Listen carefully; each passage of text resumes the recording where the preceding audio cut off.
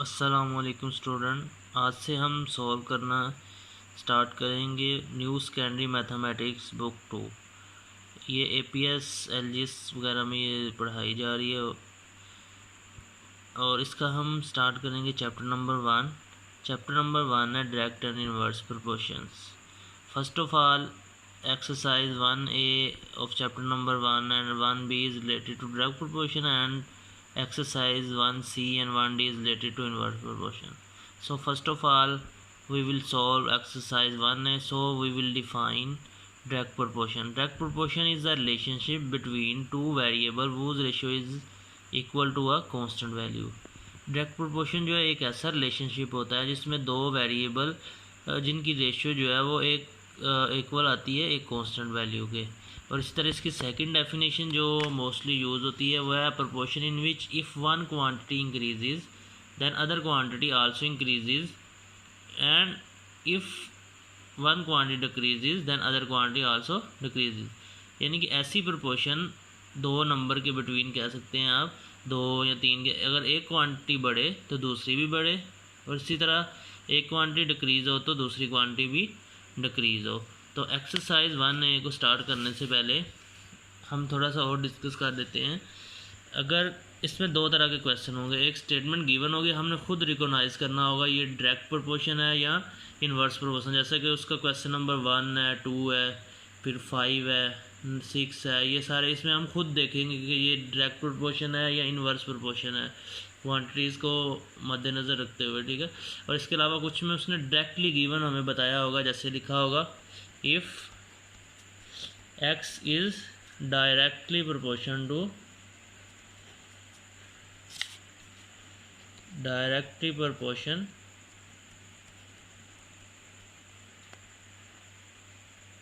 y, ठीक है, y के प्रोपोर्शन है। तो हम इसे इस तरह लिखेंगे x, ये साइन होता है प्रोपोर्शन के लिए हम यूज़ करते हैं, ठीक है, अल्फ़ा टाइप ये होता है x directly proportion to y।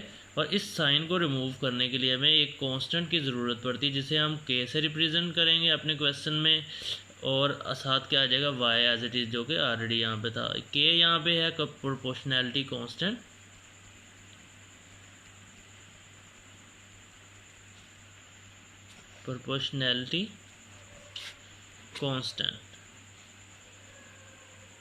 ठीक है, और ये नेवर ज़ीरो, ठीक है, के नेवर ज़ीरो, ये कभी भी इसकी वैल्यू जो है वो ज़ीरो को इक्वल नहीं होगी। तो इसी तरह के जिस क्वेश्चन में हमें किस तरह गिवन होगा हम इस तरह रिलेशन बनाएंगे जो दो वेरिएबल होंगे, ठीक है, फर्स्ट ऑफ ऑल। फिर इस तरह इस साइन को रिमूव करने के लिए प्रोपोर्शनैलिटी कांस्टेंट के लगाएंगे, फिर इनिशियल वैल्यू एक्स और वाई की हमें गिवन होगी, उन्हें यूज़ करते हैं हम के की वैल्यू निकाल के इसमें लगाएंगे, तो वहाँ से हमारी क्या बन जाएगी कनेक्टिंग इक्वेशन। ये हमारी कनेक्टिंग इक्वेशन है, ठीक है। इसमें अगर हम के की वैल्यू लगा देते हैं, फॉर एग्जाम्पल के की वैल्यू 2 है तो एक्स इक्वल टू 2 y, ये हमारी क्या हो जाएगी कनेक्टिंग इक्वेशन हो जाएगी। फिर उसके अकॉर्डिंग हम डिफरेंट जो सिचुएशन होंगे उसको हम हैंडल कर सकते हैं, उसे सॉल्व कर सकते हैं। तो मूव करते हैं एक्सरसाइज 1A की तरफ। तो एक्सरसाइज 1A का क्वेश्चन नंबर 1 है 108 identical book have a mass of 30 kg, find the first part में हमने क्या फाइंड करना, the mass of 150 such books, and in second part we have to find the number of such book that have a mass of 20 kg। There are two parts. First of all initially हमें given number of books and their mass, then we have to find mass of 150 such book. इस जो question है इसमें हमें ये given नहीं है कि ये डायरेक्टली प्रोपोर्शन है या इन्वर्सली प्रोपोर्शन है। तो सॉल्व करने से पहले हमें क्या चेक करना होगा कि ये डायरेक्टली प्रोपोर्शन का है या इन्वर्सली प्रोपोर्शन का है। अभी हम फिलहाल डायरेक्टली प्रोपोर्शन को डिस्कस कर रहे हैं। डायरेक्टली प्रोपोर्शन होता है अगर एक क्वांटिटी बढ़े, if one quantity increases then other quantity also increases and vice versa, ठीक है। तो इसमें देखें 108 बुक का मैथ है 30, यानी कि बुक्स हैं और उसका मैथ है। जितनी ज़्यादा बुक्स होंगी, जैसे आपका बैग है तो उसमें जितनी ज़्यादा बुक्स रखेंगे उतना हैवी आपका बैग होगा। यानी इट मीन अगर नंबर ऑफ़ बुक्स बढ़ रही हैं तो नंबर ऑफ़ मैथ्स और जो उसका उन नंबर ऑफ़ बुक्स का मैथ्स जो है वो भी इंक्रीज़ कर रहा है, बढ़ रहा है। तो इसका मतलब ये कौन सी प्रोपोर्शन हुई है, इनडायरेक्ट प्रोपोर्शन। इस तरह अगर आप नंबर ऑफ़ बुक्स कम करेंगे तो उनका मैथ्स भी कम हो जाएगा, ठीक है। तो ये कौन सी प्रोपोर्शन है, डायरेक्ट प्रोपोर्शन है। तो इसे सोल्व करते हैं। इस क्वेश्चन नंबर 1 में एक तो नंबर ऑफ बुक्स है, नंबर ऑफ बुक्स है यानी जिनके, और दूसरा है मैथ्स ऑफ बुक्स, ठीक है, मैथ्स ऑफ बुक्स। ये दो चीज़ें जिनके बिटवीन जो है प्रोपोर्शन है। तो इनिशली हमें गिवन है कितनी बुक्स है 108 और उनका मैथ्स कितना है 30 kg यूनिट में साथ लिख रहा है, ठीक है। नेक्स्ट उसका फर्स्ट पार्ट में इसे हम फर्स्ट पार्ट कह लेते हैं, ठीक है। ये इनिशली हमें गिवन हो, यही जो दोनों लाइन है, यही दोनों लाइन जो है हम सेकंड पार्ट के लिए भी यूज़ करेंगे। तो फर्स्ट पार्ट में उसने बताया है कि 150 सच बुक्स हैं, यानी कि 150 बुक्स हो गई हैं, ठीक है। नंबर ऑफ बुक्स कितनी हो गई हैं 150, ठीक है। और हमें क्या फाइंड करना है, उसका मैथ्स फाइंड करना है। मैथ्स हमें गिवन नहीं है, जिसे हमने फाइंड किया तो हम लेट कर लेंगे, वो क्या है x है, x kg है। तो अब हमने इस जो अननोन यहाँ पे x आ रहा है इसको फाइंड करना है, क्योंकि ये डायरेक्ट प्रोपोर्शन है। इसमें रूल होता है कि हम एरो लगा लेंगे इस अपनी इजीनेस के लिए, या फिर इनकी डायरेक्ट जो है रेशो ले लेते हैं। जैसे हमने पहले एक डेफिनेशन भी पढ़ी थी डायरेक्ट प्रोपोर्शन की, उससे भी हो जाता है, लेकिन मैं इसे एरो वाले जो मेथड है उससे यूज़ करूँगा। तो एरो जो है, क्योंकि ये डायरेक्ट प्रोपोर्शन है, यानी कि अगर नंबर ऑफ बुक्स बढ़ेंगी तो उनका मैथ्स भी जो है वो बढ़ेगा। यानी एरो की जो डायरेक्शन होगी वो सेम साइड पे होगी। जहाँ भी डायरेक्ट प्रोपोर्शन का क्वेश्चन आएगा आपने ये बात याद रखनी है कि वहाँ पे जो है एरो की डायरेक्शन सेम साइड की तरफ होगी। या तो दोनों एरो नीचे की तरफ होंगे, या दोनों एरो जैसे मैंने लगाया ये ऊपर की तरफ होंगे। और ये हम इसलिए लगाते हैं ताकि हमें लिखने में, नीचे प्रोपोर्शन लिखने में ईजी न सो। जैसे अब यहाँ कहाँ से एरो स्टार्ट हो रहा है 150 से, तो 150 लिखा, और डिवाइडेड बाय डिनोमिनेटर में क्या आ जाएगा 108, जहाँ पे एरो जो है वो एंड हो रहा है। इस तरह इस साइन के इक्वल नीचे क्या आ जाएगा इक्वल।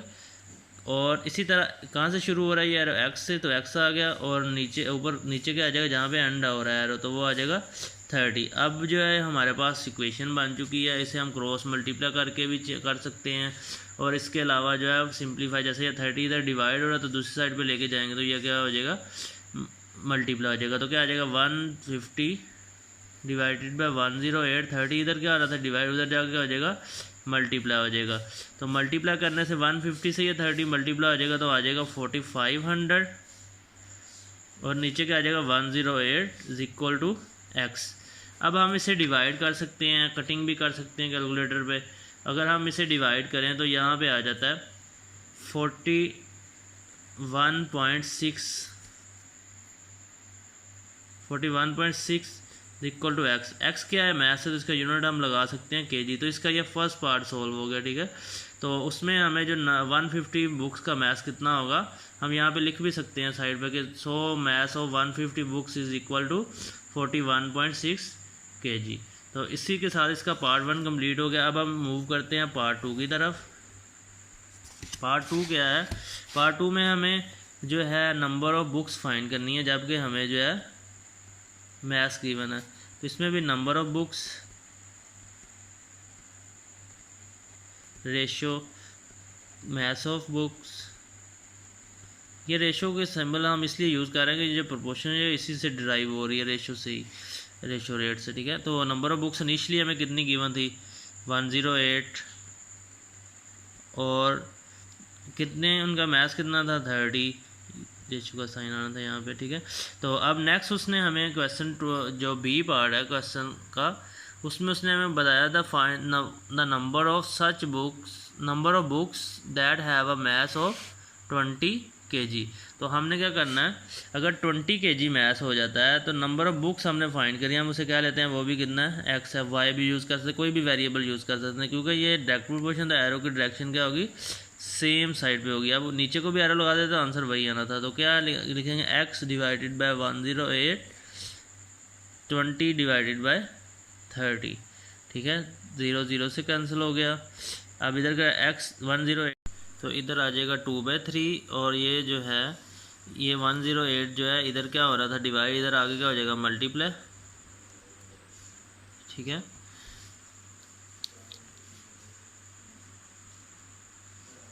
तो इसके बाद 2 जो है 108 से मल्टीप्लाई होगा तो हमारे पास आंसर आ जाएगा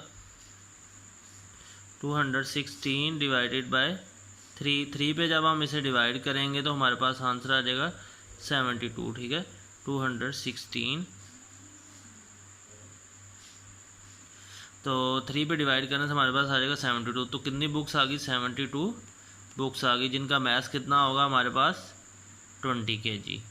तो इस तरह जो है हमने इसका बी पार्ट भी सॉल्व कर लिया, ठीक है। आपने इसमें एक बात याद रखनी है कि एरो की डायरेक्शन किस तरह लगानी है, और ये आपने पहले चेक कर लेना है कि ये डायरेक्ट प्रोपोर्शन का या इन्वर्स प्रोपोर्शन है, क्योंकि इससे रिलेटेड इसी तरह के क्वेश्चन जो है वो नेक्स्ट भी आएंगे जो दूसरी इन्वर्स वाली एक्सरसाइजेज हैं।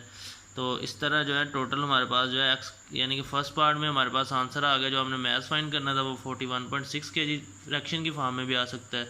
अगर आप कटिंग करते हैं 2 पे तो सिंप्लीफाई करते जाएंगे तो वो भी हमारे पास आंसर आ जाएगा 41 होल 2/3 आई थिंक होगा। ठीक है, तो इसके साथ ही क्वेश्चन नंबर 1 कंप्लीट हो गया। अब हम मूव करते हैं क्वेश्चन नंबर 2 की तरफ। क्वेश्चन नंबर 2 है, in a book store 60 identical books occupy a length और 1.5 मीटर ऑन अ शेल्फ। किसी भी बुक स्टोर में 60 बुक जो हैं जो कि आइडेंटिकल यानी एक जैसी हैं वो ऑक्यूपाई कर रही हैं, जगह घेर रही हैं। कितनी लेंथ को ऑक्यूपाई कर रही हैं, घेर रही हैं 1.5 मीटर किसी भी शेल्फ की। ठीक है, तो हमने फाइंड क्या करना है, फर्स्ट पार्ट में length occupied by 50 such book on a shelf. तो हमने फाइंड करना है अगर नंबर ऑफ बुक 50 हो जाती हैं तो फिर कितनी वो लेंथ को जो है वो ऑक्यूपाई करेंगी, तो वो हमने लेंथ जो है वो फाइंड करनी है। और सेकंड पार्ट है the number of such book needed to completely occupy a shelf that is 80 centimetre long. दूसरी में उसने लेंथ हमें दी हुई है और हमने नंबर ऑफ बुक जो है वो फाइंड करनी है, यानी कि 80 सेंटीमीटर लॉन्ग जो अगर शेल्फ होता है यानी उसकी लेंथ होगी तो उसमें कितनी बुक्स आएंगी ये हमने फाइंड करना है। तो क्वेश्चन नंबर 2 में हाँ जिस तरह हमने क्वेश्चन नंबर 1 सॉल्व किया इसी तरह इसमें भी नंबर ऑफ बुक्स हैं एक तो, ठीक है, नंबर ऑफ बुक्स, और दूसरा है इसमें लेंथ ऑफ शेल्फ। ठीक है, मैं लेंथ ही लिखूँगा यहाँ पे। ठीक है, तो ये दो चीज़ें हैं, बुक्स, नंबर ऑफ बुक्स और लेंथ ऑफ शेल्फ। ठीक है, तो इनिशियली उसने हमें बताया 60 आइडेंटिकल बुक्स हैं और लेंथ जो है वो है 1.5 मीटर। ठीक है, और नेक्स्ट जो उसने फर्स्ट पार्ट में हमें क्या बताया है, जो फर्स्ट पार्ट है the length occupy 50 such book on a shelf. तो 50 अगर बुक्स हो जाती है, नंबर ऑफ बुक्स कितनी हो जाती हैं 50, तो हमने जो है उसकी लेंथ फाइंड करनी, कितनी लेंथ को जो है वो ऑक्यूपाई करेंगे। तो उसके हम क्या कहेंगे एक्स उसे कह देंगे। मीटर लिखें या ना लिखें इसकी कोई मैटर नहीं कर रहा, जहाँ पे यूनिट सेम हो गए वहाँ पे जो है इसके लिखने की ज़रूरत नहीं है। जैसे इसका बी पार्ट है उसमें हम कन्वर्जन करेंगे उसमें, क्योंकि हमें गिवन जो है लेंथ जो गिवन है वो सेंटीमीटर में है, लेकिन इनिशियली हमें किस में गिवन है, मीटर में। तो उसके बाद सेकंड पार्ट में हम कन्वर्ट करें, तो क्योंकि ये जितनी ज़्यादा बुक्स होंगी उतनी ज़्यादा स्पेस ऑक्यूपाई करेंगे, उतनी ज़्यादा लेंथ ऑक्यूपाई करेंगे। तो ये कौन सी प्रोपोर्शन बनी, टैग प्रोपोर्शन। और जितनी कम बुक्स होंगी, नंबर ऑफ बुक्स जितनी लेस होंगी उतनी लेस वो जो है वो लेंथ को ऑक्यूपाई करेंगी। तो इस तरह हम एरो की डायरेक्शन क्या होगी, वो सेम साइड पे होगी। ठीक है, तो हम क्या लिखेंगे 50 डिवाइडेड बाय 60, क्योंकि जहाँ से एरो स्टार्ट हो रहा था वो पहले न्यूमिनेटर में, जहाँ पे एरो एंड हो रहा था वो डिनोमिनेटर में। और इस रेशो के की जगह एक्स आ गया, और इसी तरह यहाँ पे एरो कहाँ से शुरू हो रहा है, एक्स से, और एंड कहाँ पे हो रहा है 1.5 पे, तो वो डिनोमिनेटर में आ जाएगा। अब हमने इसे सिंप्लीफाई करना है, 1.5 इधर क्या हो रहा है, डिवाइड हो रहा है, इधर आगे क्या हो जाएगा, मल्टीप्लाई हो जाएगा, नीचे क्या आ गया 60। ठीक है, तो जब 50 को 1.5 से मल्टीप्लाई करेंगे तो हमारे पास आंसर आ जाएगा 75। ठीक है, divided by 60 is equal to X. तो डिवाइड करने से 75 को फिर जो है वो आ जाएगा हमारे पास 1.25 इज इक्वल टू एक्स, यानी कि हमारे पास जो एक्स की वैल्यू है यानी कि लेंथ जो है वो हमारे पास आ जाएगी 1.25 मीटर। तो ये पार्ट 1 सॉल्व हो। सेकंड पार्ट है क्वेश्चन नंबर 2 का, नंबर ऑफ बुक्स उसमें भी निचली जैसे हमने क्वेश्चन नंबर 1 में किया। सेकंडली क्या जो है लेंथ हमें जो है चीज़ इसमें यूज़ हो रही है, लेंथ और नंबर ऑफ बुक्स के बिटवीन प्रोपोर्शन है। तो इनिशियली नंबर ऑफ बुक्स हमें गिवन है 60 हैं, फिर लेंथ हमें गिवन है 1.5 मीटर है। सेकंड में वो जो है देखें बुक पे वो कह रहा है occupy a shelf that is 80 centimetre long, यानी कि 80 सेंटीमीटर में है, यानी कि लेंथ जो है वो कितनी है 80 सेंटीमीटर। लेकिन हमें तो जो इनिशियली गिवन है ये किस में है, मीटर में है। तो हमें क्या कन्वर्ट करना पड़ेगा 80 सेंटीमीटर को मीटर में। तो क्या करेंगे 80 को किस पे डिवाइड कर दें 100 पे, तो हमारे पास ये जो सेंटीमीटर है किस में चला जाएगा, मीटर में। तो डिवाइड करेंगे 0 0 से कैंसिल, और ये किस में आ जाएगा, मीटर में। तो 8 डिवाइडेड बाई 10, 10 पे डिवाइड करेंगे तो 0.8 मीटर जो है हमारा आंसर आ जाएगा, यानी कि 80 सेंटीमीटर किसके इक्वल आ जाएगा 0.8 मीटर के। तो हम यहाँ पे लिख देंगे 0.8 मीटर। और हमें नंबर ऑफ़ बुक्स फाइंड करनी है, हम उसे क्या देते हैं वो एक्स है। क्योंकि ये डायरेक्ट प्रोपोर्शन है तो एरो की डायरेक्शन जो है वो सेम साइड पे होगी। तो हम क्या लिखेंगे, x divided by 60 is equal to 0.8 divided by 1.5। ठीक है, तो अब हमने सिंप्लीफाई करना है। x इधर मल्टीप्लाई हो रहा है और डिवाइड हो रहा है, उधर जाके क्या हो जाएगा, मल्टीप्लाई हो जाएगा। ठीक है, 1.5 मल्टीप्लाई बाय 60 से जब इसे मल्टीप्लाई करेंगे 0.8 से, क्योंकि ये मल्टीप्लाई ऊपर वाले से हमेशा होता है, ये 0.8 और 60 को मल्टीप्लाई करेंगे तो आ जाएगा 48, नीचे क्या आ जाएगा 1.5। तो x साथ साथ आ रहा है, x इज इक्वल टू 48 को 1.5 पे डिवाइड करेंगे तो हमारे पास आंसर आ जाएगा 32, यानी कि नंबर ऑफ बुक्स कितनी हो जाएंगी, 32 बुक्स। ठीक है, तो हमने जो है लेंथ फाइंड कर ली, यानी 80 सेंटीमीटर जो स्पेस है या 0.8 मीटर के वो इक्वल होता है। तो वो कितनी बुक्स वहाँ पे जो है आएंगी, टोटल जो है वो होंगी 32 बुक्स। इसके साथ ही क्वेश्चन नंबर 2 कंप्लीट हो गया। अब हम मूव करते हैं क्वेश्चन नंबर 3 की तरफ। नेक्स्ट है question number 3, if x is directly proportion to y। ये दूसरी टाइप का क्वेश्चन आ गया, देखें खुद ही उसने बता दिया x जो डायरेक्टली प्रोपोर्शन है y के, and x is equal to 4.5 है when y is equal to 3। तो ये उसने इनिशियल कंडीशन हमें बता दी है, इनिशियली जो x की वैल्यू और y की वैल्यू जो हमें बता दी है, और कह रहा है फाइंड करें number 1 find equation connecting x and y, and part 2 में कह रहा था find the value of x when y is equal to 6, and part 3 जो है उसमें हमने फाइंड करनी होगी value of y when x is equal to 12। तो सबसे पहले हम कनेक्टिव इक्वेशन फाइंड करेंगे इन दो इनिशियल वैल्यू को यूज़ करते हुए, फिर उस कनेक्टिव इक्वेशन में हम y की वैल्यू 6 लगाएंगे तो x आ जाएगा, इसी तरह x की वैल्यू 12 उसमें लगाएंगे तो हमारे पास y की वैल्यू आ जाएगी। तो इसके साथ ही क्वेश्चन नंबर 3 सोल्व हो जाएगा। तो अब मूव करते हैं क्वेश्चन नंबर 3 की तरफ। तो क्वेश्चन नंबर 3 है x is directly proportion to y। ये हमें इनिशियली गिवन है, तो इस हमें पढ़ा था इस साइन को रिमूव करने के लिए हम इक्वल का साइन लगाते हैं, प्रोपोर्शनलिटी कांस्टेंट के यूज़ करते हैं और साथ y एज इट इज़ आ जाएगा। ठीक है, इसे हम क्वेश्चन नंबर 1 कह देते हैं। ठीक है, अपनी इसे यूज़ करना है क्योंकि हम अपने वैल्यू वैल्यू फाइंड करनी है k की। तो इनिशियली हमें गिवन है पुट इनिशियल वैल्यू, वो क्या है, x इज इक्वल टू है हमारे पास 4.5 and y is equal to 3। तो इन इक्वेशन 1 में हम पुट कर रहे हैं इसको, ये जो ऊपर मैंने लिखी है। ठीक है, x की जगह आ जाएगा 4.5, k एज इट इज़ आ जाएगा, y की जगह आ जाएगा 3 इधर क्या देखें हमने k फाइंड करना है, एलिमिनेट करना है, तो 3 इधर मल्टीप्लाई और इधर आके क्या हो जाएगा, डिवाइड हो जाएगा। तो डिवाइड करेंगे तो हमारे पास इसका आंसर आ जाएगा 1.5। k की वैल्यू हमारे पास जो है वो आ जाएगी 1.5। अब इस वैल्यू को हम लाके इस क्वेश्चन नंबर 1 में पुट करेंगे, put value of k in equation 1। Equation के लिए मैं EQ यूज़ कर रहा हूँ। ठीक है, शॉर्टकट। तो अब जो है क्वेश्चन क्या है, x इज इक्वल टू के वाई, k की वैल्यू अब हमने कितनी फाइंड की है, 1.5y। ठीक है, तो ये हमारी जो है कनेक्टिंग इक्वेशन आ गई और यही हमारा जो है पार्ट 1 जो है उसका आंसर है। ठीक है, दिस इज़ रिक्वायर्ड, इसे आप क्वेश्चन नंबर 2 कह दें या क्या लिख दें नीचे, दिस इज़ रिक्वायर्ड कनेक्टिंग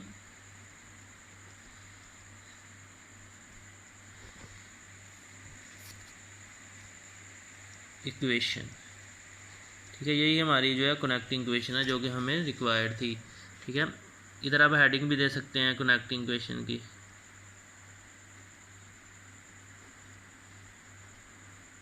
ठीक है, तो इसके साथ ही पार्ट 1 इसका सॉल्व हो गया। अब हम मूव करते हैं पार्ट 2 की तरफ इस क्वेश्चन के। उसमें हमने फाइंड क्या करना है, वैल्यू ऑफ x, यानी कि x is equal to question mark when y is equal to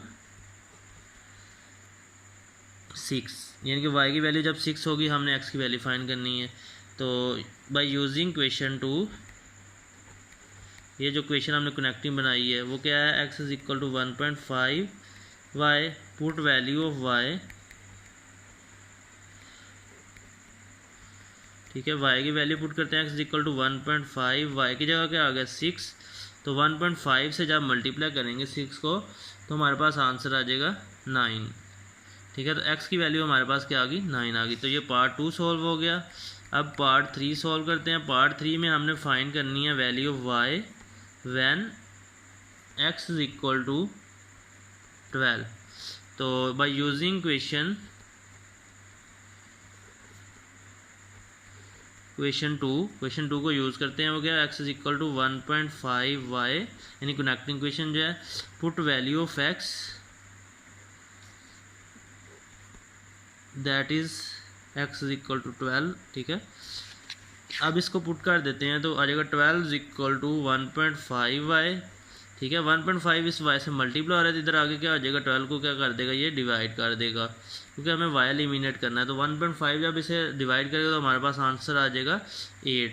ठीक है, तो इसी के साथ यानी कि y की वैल्यू जो है हमारे पास आ जाएगी 8 when x is equal to 12, value y is equal to 8। इसके साथ ही क्वेश्चन नंबर 3 जो है वो कंप्लीट हो गया। Okay, thank you. Like and subscribe my channel for more videos.